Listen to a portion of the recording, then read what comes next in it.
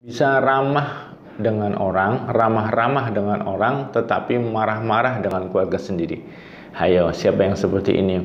Jadi, sama orang itu ramah, sama orang itu senyum, sama orang itu menarik, sama orang itu bisa menebar senyum, menebar kebaikan, keramahan, tapi sama istri sendiri, sama pasangan sendiri, sama anak-anak sendiri, cemberut, marah-marah, ngomel-ngomel.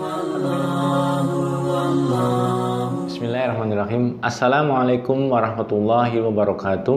Alhamdulillahirabbil alamin wassalatu wassalamu ala nabiyina Muhammadin wa ala alihi washabihi wa man tabi'ahum bi ihsanin ila yaumiddin, amma ba'du. Berikut ini adalah sindiran-sindiran kecil, bukan untuk menyinggung siapa-siapa, karena hal-hal seperti ini bisa jadi terjadi pada kita semua, termasuk saya sendiri. Jadi disampaikan di sini supaya kita merenung dan supaya kita itu kalau memang ini sesuatu yang keliru, kita harus memperbaikinya supaya keluarga kita menjadi keluarga yang betul-betul surgawi. Baiti jannati, rumahku surgaku. Yang pertama, katanya bekerja untuk anak dan istri, atau bekerja demi keluarga, demi anak-anak juga. Tetapi ternyata kok tidak punya waktu untuk bersama keluarga atau bersama anak-anak. Terjadi nggak dalam diri kita?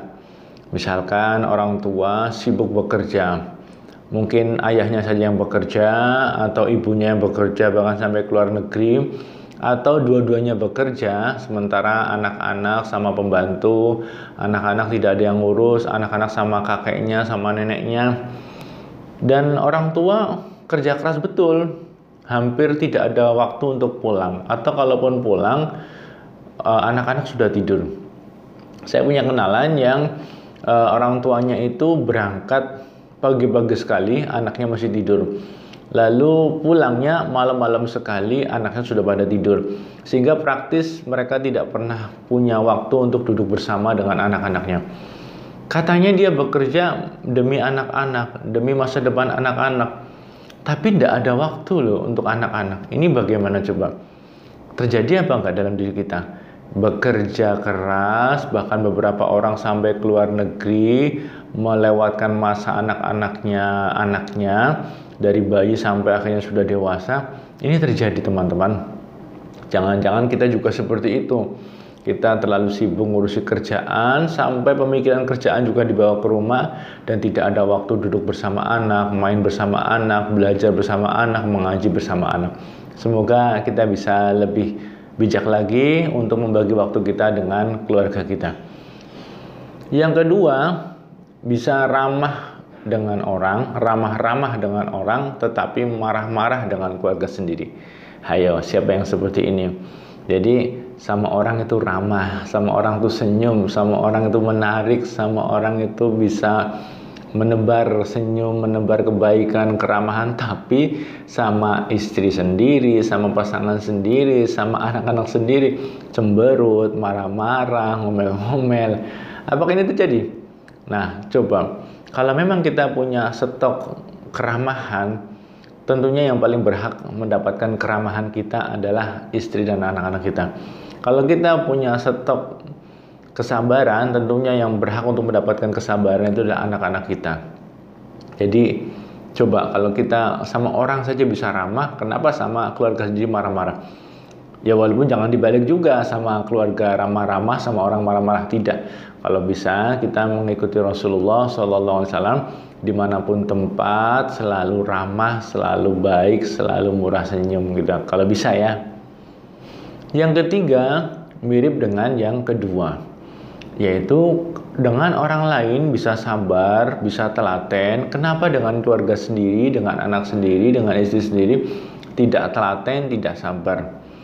Barangkali mungkin terjadi pada orang yang terbiasa mengajar orang lain ya, apakah guru, pendidik atau apapun, yang dia tuh bisa sangat telaten, sangat sabar mengajar orang lain, mendidik orang lain. Tetapi ketika berhadapan dengan untuk mendidik anaknya sendiri, mengajari anak sendiri, tiba-tiba hilang semua kesabaran itu, hilang. Sama anaknya langsung emosi, sama anaknya langsung marah-marah, sama anaknya tidak sabar, pengennya cepet jadi. Padahal surga itu ditempuh dengan kesabaran. Termasuk surganya mendapat anak yang soleh itu perlu ditempuh dengan kesabaran yang ekstra. Jadi kalau kita memang punya stok kesabaran, maka yang paling berhak untuk mendapatkan kenikmatan sabar itu adalah anak-anak kita sendiri, pasangan kita sendiri, keluarga kita sendiri. Yang keempat, rumput tetangga lebih hijau. Nah, ini maksudnya begini. Kita lihat pasangan lain, istri orang lain, suami orang lain, kok kita mudah sekali memuja mereka, mudah sekali menyebut kebaikan-kebaikan mereka, mudah sekali menyanjung-nyanjung mereka. Kita lihat anak-anak orang lain, anak-anak tetangga, anak-anak saudara, kita mudah untuk menyanjungnya, kita mudah untuk menemukan kebaikan-kebaikannya, kita betul-betul melihat hijaunya mereka. Tetapi ketika kita melihat istri sendiri, melihat anak-anak sendiri, kok tiba-tiba yang tergambar keburukannya, kejelekannya. Ini yang saya maksud rumput tetangga lebih hijau. Jadi kalau bisa, untuk keluarga kita, untuk istri kita, untuk anak-anak kita, temukan juga hal-hal positifnya, kelebihan-kelebihannya, kehijauannya, kebagusannya. Karena saya yakin yang kita pandang bagus di luar sana itu sebenarnya mereka juga punya aib yang banyak, punya kekurangan yang banyak, dan setiap orang belum tahu bagaimana akhir hidupnya, apakah husnul khotimah atau su'ul khotimah. Jadi kita syukuri saja yang ada pada keluarga kita, dan kita bermohon pada Allah Subhanahu wa taala agar kebaikan yang ada pada keluarga kita itu betul-betul awet sampai seterusnya. Sanggup melahirkan anak tetapi tidak sanggup mendidiknya atau tidak mau mendidiknya. Maksudnya melahirkan di sini tidak hanya ibu ya, termasuk karena melahirkan itu juga adalah ayah dan ibu. Ayah dan ibu mampu, diberi kemampuan oleh Allah untuk memunculkan anak itu ke dunia ini, tentunya melalui proses pernikahan. Tetapi kemudian setelah anak-anak itu lahir, kok tidak mau mendidiknya? Seakan-akan, mohon maaf ya, seperti hewan yang sudah melahirkan, habis itu sudah selesai urusan. Yang penting dia dapat makan, yang penting dapat pakaian. Urusan pendidikan tidak urus. Jadi jangan seperti itu. Kalau kita memang telah membuat mereka lahir ke dunia ini, maka kita juga harus bertanggung jawab untuk mengawal pendidikan mereka, pendidikan agamanya, pendidikan sholatnya, pendidikan akhlaknya, pendidikan sekolahnya, pendidikan kehidupannya. Kita dampingi anak-anak kita sampai mereka betul-betul memahami hakikat kehidupan ini sebagai hamba Allah, sebagai anak, sebagai orang, sebagai warga, sebagai apapun, yang penting diarahkan pada kebaikan. Jadi kalau memang kita telah memunculkan atau dengan izin Allah membuat mereka muncul di dunia ini, maka bapak dan ibu atau suami istri itu harus betul-betul tekun juga untuk mendidik mereka.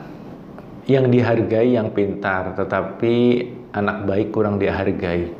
Ini terjadi ketika anak kita nilainya jelek, ketika anak kita sekolahnya kurang baik, kita langsung kecewa, kita langsung marah, kita langsung rasanya gelap dunia ini. Padahal kita lihat anak kita jujur, anak kita itu soleh, anak kita itu rajin mengaji, anak kita itu sopan. Nah, ini nilai plus. Jadi sekarang ini banyak orang mengkursuskan anaknya untuk kognitif seperti les matematika, les bahasa Inggris, atau yang bersifat fisik seperti les karate, les piano, dan sebagainya. Tetapi mereka lupa bagaimana cara supaya anak-anak itu menjadi anak yang baik, anak yang jujur, anak yang sopan, anak yang tangguh, anak yang empati, anak yang mau menolong orang lain, dan sebagainya. Nah, ini jangan sampai kita itu punya pandangan bahwasanya anak itu yang penting pintar. Tetapi bukan seperti itu. Anak itu yang penting adalah soleh, yang penting baik, yang penting bisa menjadi hamba Allah, bisa menjadi hamba Allah yang taat padanya, yang bisa selalu berbakti kepada orang tua dan kepada orang lain, berbuat baik. Ini yang ketujuh, ketika kita melihat anak-anak rewel atau susah, kita katakan kita mendiamkannya dengan cara gadget, dengan HP atau dengan televisi. Kita tidak mau berupaya untuk ketika mereka merengek, ketika mereka menangis, kita berupaya membujuk mereka dengan kata-kata kita, dengan pelukan kita, dengan belayan kita, dengan dialog kita secara bahasa mereka. Lalu kita tiba-tiba, oh sudahlah, kasih saja HP, kasih saja TV, kasih saja tontonan, nanti juga diam. Sebaiknya ganti cara lain, misalkan diangkat, dipeluk, atau kita duduk berjongkok setinggi mereka, lalu bicara dengan mereka, dengan menatap mereka, bicara dengan halus, bicara dengan baik, memahami apa keinginan mereka, memahami apa yang mereka mau. Lalu kemudian kalau memang itu baik kita turuti, kalau itu memang tidak baik kita jelaskan mengapa tidak. Intinya walaupun lebih susah untuk mendiamkan mereka yang sedang merengek atau rewel, walaupun lebih susah, saya kira itu lebih baik daripada sekedar mendiamkan mereka dengan televisi, dengan tontonan, dengan HP dan sebagainya. Terima kasih. Ini bukan berarti saya yang paling pintar, bukan berarti menggurui. Ini sama-sama terjadi pada kita semua. Makanya hal ini disampaikan supaya untuk menjadi renungan untuk diri kita sendiri. Kalau memang ini baik, ayo kita lanjutkan. Kalau ini memang tidak baik, ya sudah, kami mohon maaf yang sebesar-besarnya. Terima kasih. Kurang lebihnya mohon maaf. Subhanakallahumma bihamdika asyhadu an la ilaha illa anta astaghfiruka wa atubu ilaik. Assalamualaikum warahmatullahi wabarakatuh. Allah